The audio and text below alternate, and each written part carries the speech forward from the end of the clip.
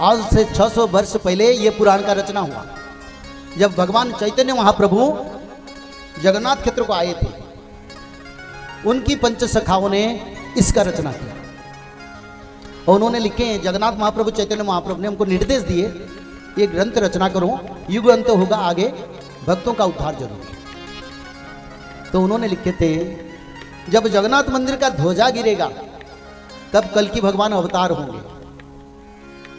ये लिखे, सीधा सीधा लिखे, उल्टा सीधा नहीं, सीधा लिखे। जब जगन्नाथ मंदिर से पत्थर गिरेगा तब कलयुग का अंत होगा। एक एक पॉइंट उन्होंने लिखे थे, सब पॉइंट का मैं विचार कर रहा हूं। आप तो भाग्यवान हैं, इस शास्त्र को आप सुन रहे हैं, सबका भाग्य में नहीं है। ये अमूल्य तत्व है, भगवान खुद शरीर में आएंगे, आप लोग दर्शन करेंगे इसको। कोटि ब्रह्मांड के ठाकुर जी। तो इस समय जगन्नाथ संस्कृति के परम तत्व भविष्य मालिका पुराण में ये लिखा है। क्या लिखा है ना, जब जगन्नाथ मंदिर के शिखर से पत्थर गिरेगा तब कलयुग का अंत होगा। आज से करीब करीब 30 साल पहले जगन्नाथ मंदिर की नील चक्र के नीचे एक 4 टन का, 4 टन यानी 40 क्विंटल का पत्थर गिर गया। जो लिखा है ना वो गलत नहीं होगा। शास्त्र कभी मिथ्या नहीं, कोई मानव का ये भविष्यवाणी नहीं है, ये भविष्यवाणी भगवान का है। ये भविष्यवाणी नहीं है, भविष्य शास्त्र है। तो जगन्नाथ मंदिर से पहले पत्थर गिर गया, उसके बाद 2005 में जगन्नाथ मंदिर से ध्वजा गिर गया। कौन सा ध्वजा? पतित पावन ध्वजा। पतित का उद्धार के लिए, भक्तों का उद्धार के लिए प्रभु नील चक्र पर पतित पावन ध्वजा फहराए थे, जो वो भी गिर गया। ये उड़िया में लिखा है, आप तो उड़िया नहीं समझेंगे। संगीत की धारा में पंक्ति में ले, जैसे दोहा रामचरितमानस, ऐसे रचना है। नील चक्रु नेत खसिब प्रभु रंगाधर लीला बेलकु से होइबे नील धवल वेश टळिब नाही जे कथा निश्चय होइब जानो ताकि बसिचंती भरोसा करी भगत माने। ये उड़िया में लिखा है, मैं आपको हिंदी में समझा रहा हूं। नील चक्र से ध्वजा एक बार नहीं 30 बार गिर चुका है। कल के अवतार भी उसका प्रमाण दे। आनंद से हरि हरि। और क्या संकेत मिलेगा ना, ब्रह्म वृक्ष कल्प वृक्ष से डालियां टूटेगा। आप जानते हैं जगन्नाथ मंदिर के दक्षिण में कल्प वृक्ष है, जिस कल्प वृक्ष को प्रलय जल में भी वो ऐसे वृक्ष के रहता है जिसको जल स्पर्श नहीं करता, जो भगवान का खुद का अंश का वृक्ष है।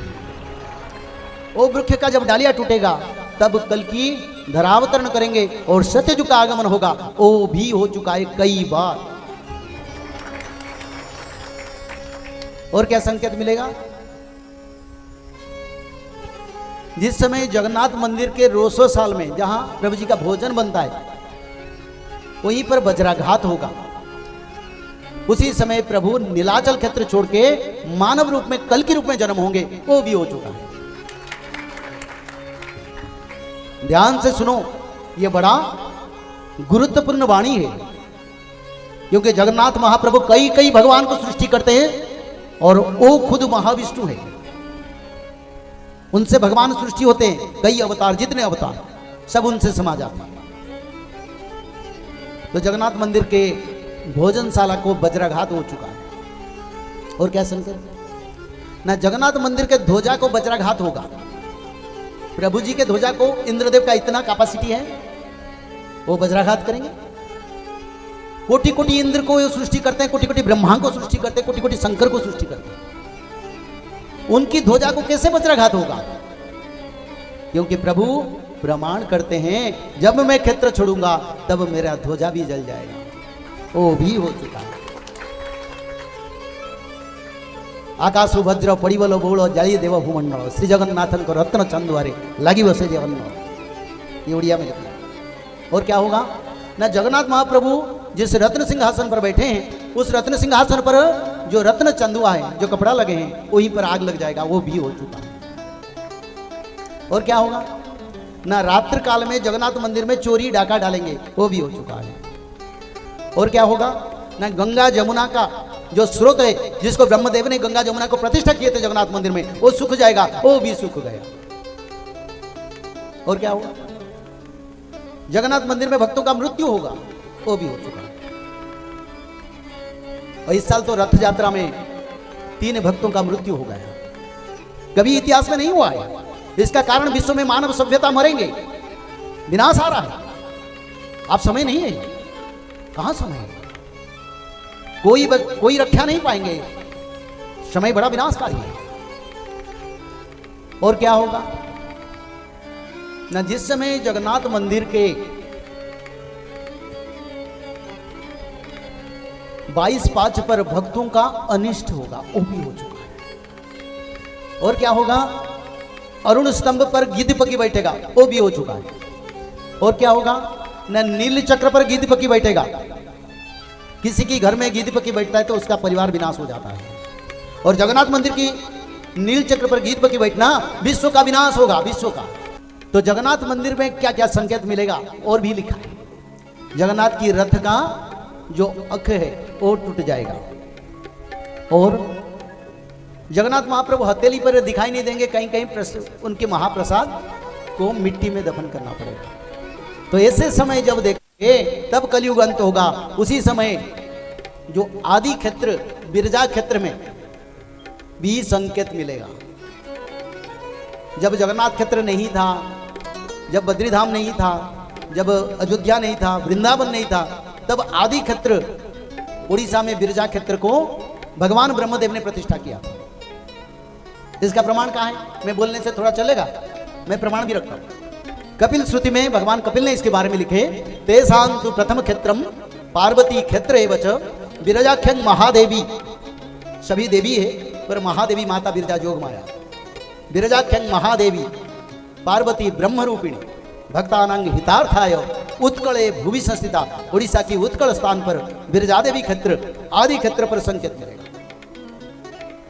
पहले बिरजादेवी आस्थान छोड़ेंगे, वो भी हो चुका है।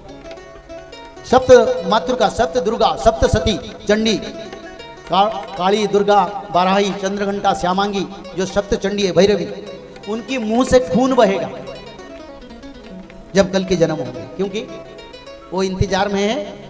महाभारत का एक बेला युद्ध बाकी है, वो भी हो चुका है। वृद्ध गंगा बैतरणी सूख जाएगा, वो भी हो चुका है। और क्या संकेत मिलेगा, बद्रीधाम हिमाचल में प्रलय का संकेत, बार बार जल प्रलय विनाश कलिए पर संकेत बनेगा। बिल्कुल उत्तराखंड नहीं रहेगा, बिल्कुल लिखा है, सब भविष्य पुराण में लिखा है। और उसी समय ये जब होगा, इसी समय भारत के प्रधानमंत्री का नाम लिखा है, कौन प्रधानमंत्री रहेंगे ये भी लिखा था, उसका भी प्रमाण मिला। और क्या लिखा था, ओडिशा की उसी समय मुख्यमंत्री कौन रहेगा वो भी लिखा था। और उसी समय जगन्नाथ क्षेत्र में कौन राजा रहेंगे उनका नाम भी लिखा था। तीनों अभी समय इसी समय है। क्या प्रमाण चाहिए, शास्त्र निराधार सत्य है, शास्त्र में कभी गलत नहीं होगा। और तृतीय विश्व युद्ध जो होगा, उसी साथ साथ पंचभूत का प्रलय, ऐसे समय आएगा एक एक गांव में, एक एक शहर में 50 फीट बारिश होगा। आपका घर कितने मंजिल है, 30 फीट, 50 फीट बारिश में क्या कहां जाएगा। इतना हवा बहेगा जिसमें पहाड़ियां आसमान में तैरेंगे, 49 वायु का प्रभाव होगा। कोई कारण नहीं घर में आग लग जाएगा, कोई कारण नहीं, जंगल में, घर में, कंपनी में आग लगेगा। और क्या होगा ना, 64 प्रकार का बीमारी मनुष्य को मृत्यु की ओर लेगा। 64 क्यों, 64 इसलिए जोगनी माता 64 है, और 64 नाम 64 बीमारी लेके आएंगे। वो समय 2-3 साल में हो जाएगा, शुरू हो जाएगा। आज दिखा होगा, काल मरेंगे, ये समय आ रहा है। आप भी आगे देखेंगे, शायद मैं आऊंगा नहीं आऊंगा, मेरे को घूम के काम करना है तो इसलिए समय नहीं है। आप लोगों को इतना बताता हूं, समय विनाश की ओर जा रहा है। हार्ट अटैक में तो बहुत लोग मर जाएंगे, कैंसर में 10% लोग मरेंगे, ये लिखा है। बचने का तरीका क्या है? कोई बताता है आपको बचने की तरीका? मैं शास्त्र में लिखा है, मैं बताता हूं। बचने का तरीका बड़ा नहीं, भगवान जी से तो दर्शन करना। आज भी मृत्यु हो जाए कोई बात नहीं, फिर प्रभु जी का दर्शन मिले एक बार तो जीवन सार्थक हो जाए। तो इसलिए बचने की तरीका एक ही है, त्रिकाल संध्या।